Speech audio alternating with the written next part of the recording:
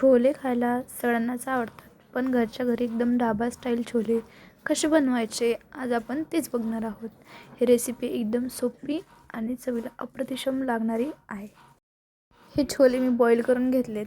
त्यानंतर मिक्सरच्या भांड्यामध्ये 2 कांदा, लसणच्या पाकळ्या, मिरची हे ग्राइंड करून घेतलं. त्यानंतर कढईमध्ये तेल टाकले, त्यामध्ये ग्राइंडर केलेली पेस्ट ती ओतली. यामध्ये सगळे मसाले मिक्स करून त्याची पेस्ट बनवून ते पण यामध्ये टाकून घेऊ आपण. आता हे टमॅटोची पेस्ट टाकली, त्यानंतर ती मसाल्याची पेस्ट आपण यामध्ये टाकून देऊ.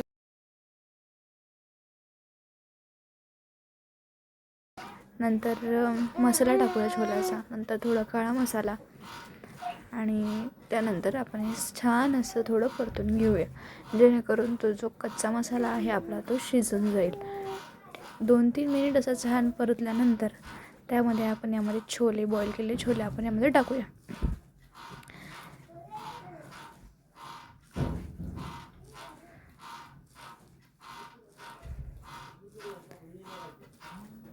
यामध्ये बॉईल करतानाच त्यामध्ये थोडं पाणी टाकलेलं, तेच पाणी यामध्ये मी रस्स्यासाठी यूज केलेलं. त्यावरून थोडासा कोथिंबीर कट करून टाकायचा, म्हणजे